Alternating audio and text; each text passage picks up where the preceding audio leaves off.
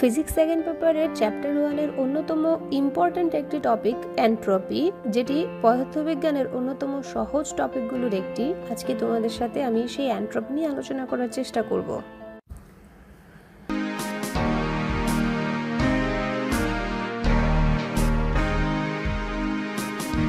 ছোটবেলায় যখন কলেজে ওঠার স্বপ্নে বিভোর থাকতে, তখন কলেজ মানেই মনে হতো শুধু আনন্দ আর আনন্দ, যেখানে কোনো পড়ালেখা নেই।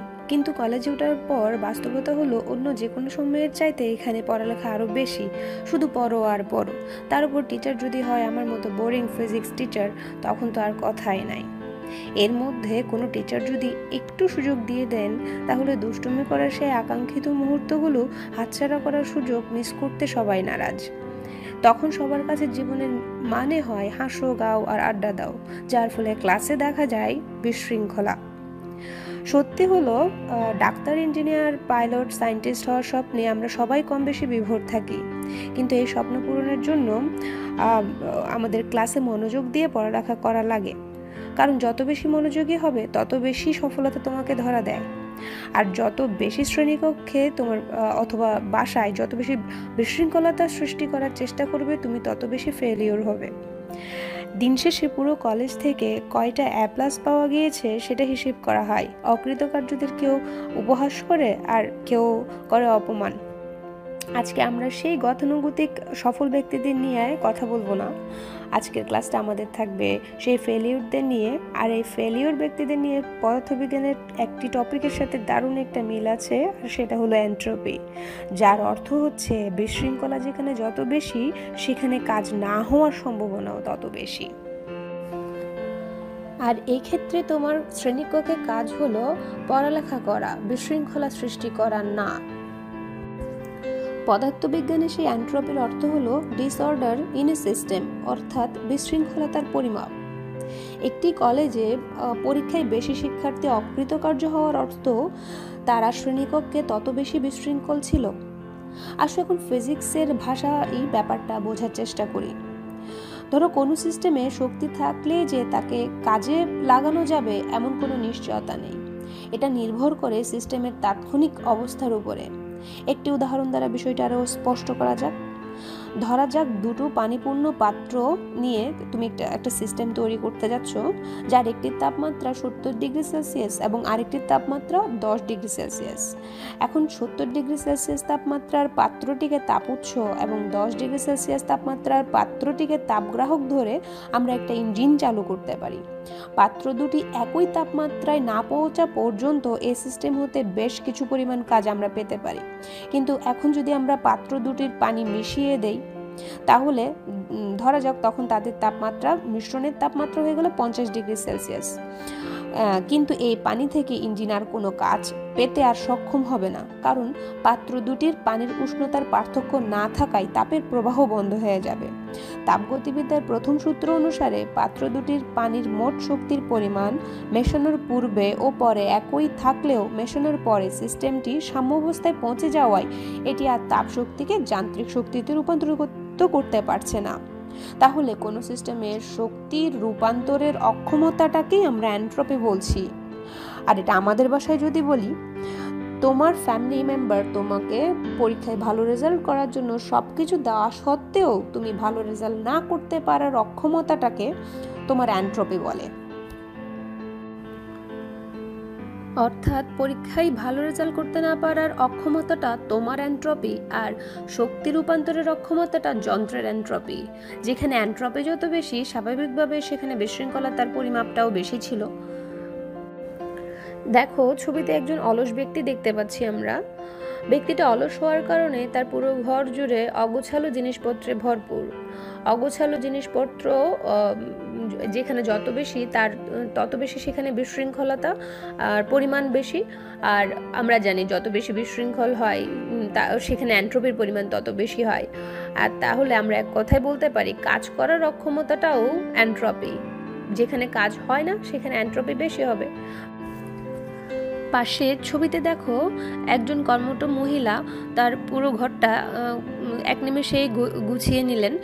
তার অর্থ হচ্ছে তার কাজ করা লেগেছিল এখানে পুরো ঘরটা গোছানোর ক্ষেত্রে। তাহলে যেখানে কাজ হয় সেখানে কিন্তু এন্ট্রপি কম। অর্থাৎ যেখানে কাজ হবে তার এন্ট্রপি তত কম হবে, আর যেখানে কাজ হয় না তার এন্ট্রপি তত বেশি। এখন এই এন্ট্রপি রাশিটার নাম দেন বিজ্ঞানী ক্লসিয়াস।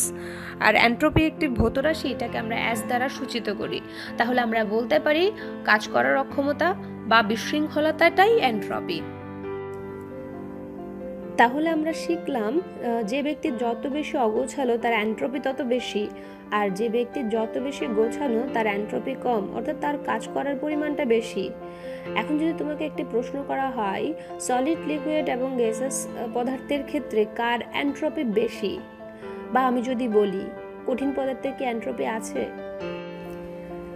কারণ কঠিন পদার্থের অণুগুলো খুব সুশৃঙ্খলভাবে পাশাপাশি অবস্থান করে, কিন্তু তারপরেও বলবো কঠিন পদার্থের কম হলেও এন্ট্রপি আছে, কারণ অণুগুলো নিজ জায়গায় থেকে অনবরত কাঁপতে থাকে এবং তারা সবসময় চায় কি বাইরে থেকে শক্তি নিয়ে গতিশীল হয়ে যাওয়ার চেষ্টা করে। তাহলে কঠিন হলেও তার কিছু পরিমাণ এন্ট্রপি থাকে। এখন এই এন্ট্রপিটা, এই সুশৃঙ্খল অবস্থাটাকে যদি আমি ভেঙে দিই বাইরে থেকে শক্তি প্রদান করে, আর বাইরে থেকে শক্তিটা আমি তাপের মাধ্যমে দিতে পারি, তখন প্রত্যেকটা অণু সে শক্তিটা গ্রহণ করে তার অণুগুলোর গতিশক্তি বেড়ে যায়। তার অর্থ হচ্ছে তার বিশৃঙ্খলতা বেড়ে যায়। তাহলে আমরা বলতে পারি তাপ দিলে বিশৃঙ্খলতা বা এন্ট্রপি বাড়ে। এখন এই কঠিন পদার্থটা যখন তরলে রূপান্তরিত হয় এবং এরপর যখন এতে আরো বেশি শক্তি দেওয়া হয়, তখন তরলটা আরো বেশি বিশৃঙ্খল, তরলের অণুগুলো আরো বেশি বিশৃঙ্খল হয়ে যায় এবং গ্যাসেস পদার্থে পরিণত হয়। তাহলে আমরা এই কথাটা বলতে পারি কঠিন থেকে তরলে এন্ট্রপি বেশি এবং তরল থেকে গ্যাসেস পদার্থের এন্ট্রপি বেশি, অর্থাৎ গ্যাসেস মৌলগুলোতে তোমার এন্ট্রপির পরিমাণ সব থেকে বেশি।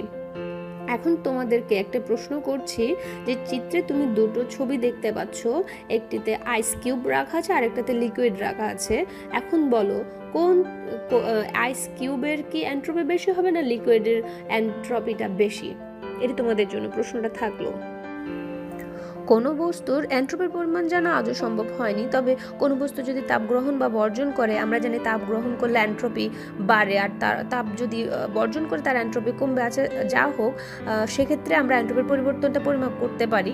তাহলে কোনো সিস্টেমের ক্যাপিটাল টি স্থির তাপমাত্রায় কোনো বস্তু যদি ডিকিউ পরিমাণ তাপ গ্রহণ বা বর্জন করে, তাহলে সেক্ষেত্রে এন্ট্রপির পরিবর্তন কে যদি আমি ডিএস দ্বারা চিহ্নিত করি, তাহলে আমি যে ফর্মুলাটা লিখতে পারবো সেটা হলো DS is equal to DQ by টি।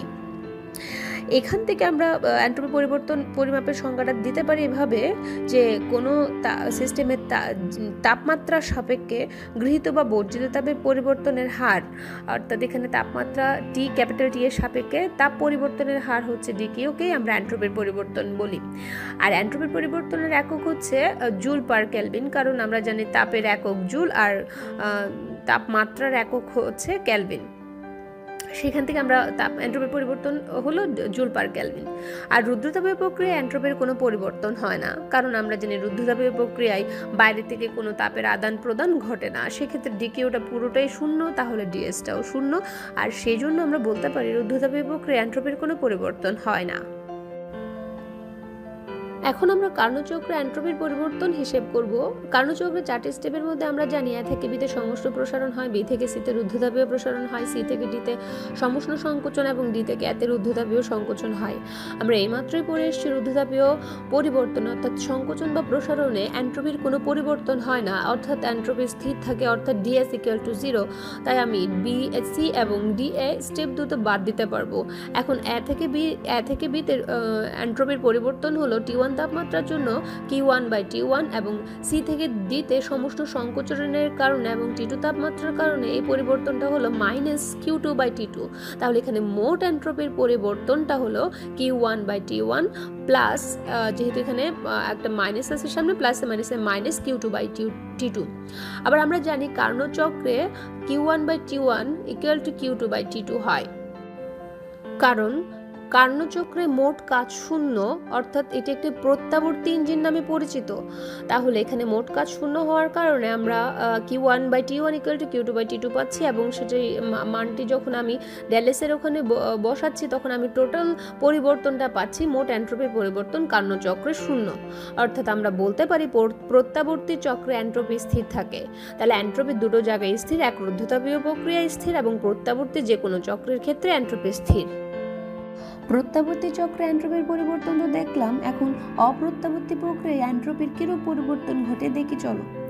আমরা জানি তাপ সবসময় উষ্ণ বস্তু থেকে শীতল বস্তুতে প্রবাহিত হয়।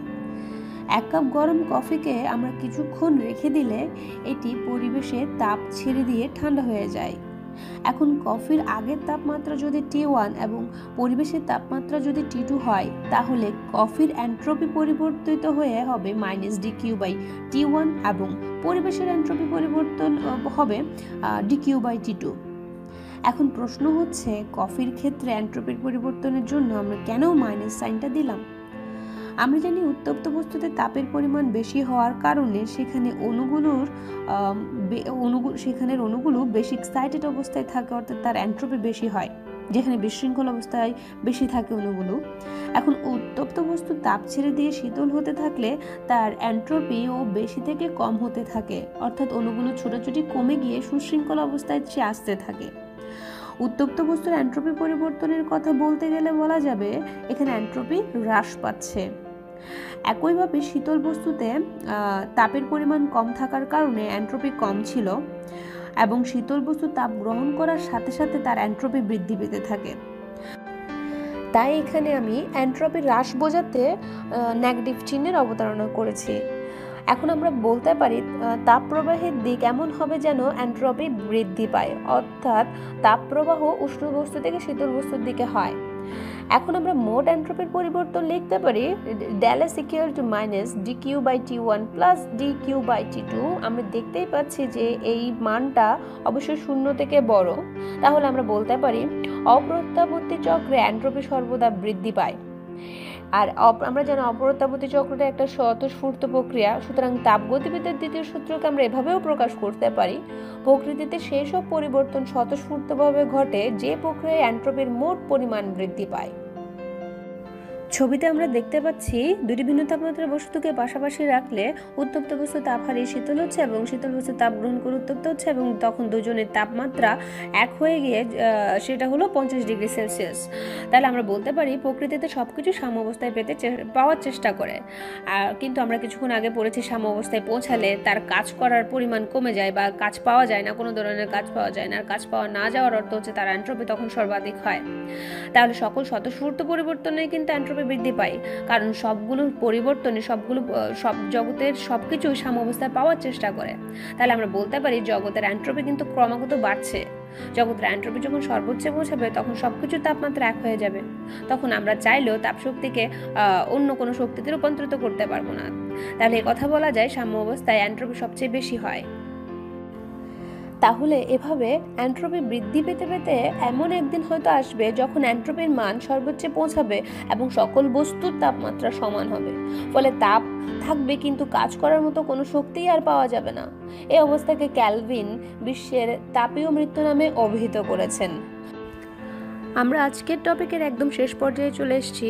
এখন তোমাদের জন্য থাকছে কিছু প্রশ্ন। প্রথম প্রশ্নটা হলো জগতের তাপীয় মৃত্যু বলতে কি বোঝায়, দ্বিতীয়টা হচ্ছে দেখাও যে এন্ট্রপির পরিবর্তন সর্বদা ধনাত্মক, এবং 3 নাম্বারটা হচ্ছে এন্ট্রপি কাকে বলে, তাপগতীয় সাম্যাবস্থায় এন্ট্রপি কেমন হবে। আশা করছি তোমরা পুরো টপিকটা ভালোভাবে বুঝতে পেরেছো। আর তারপরেও যদি কোনো প্রশ্ন থেকে থাকে তাহলে তোমরা অবশ্যই কমেন্ট বক্সে ব্যাপারগুলো তোমরা আমার সাথে ক্লিয়ার করে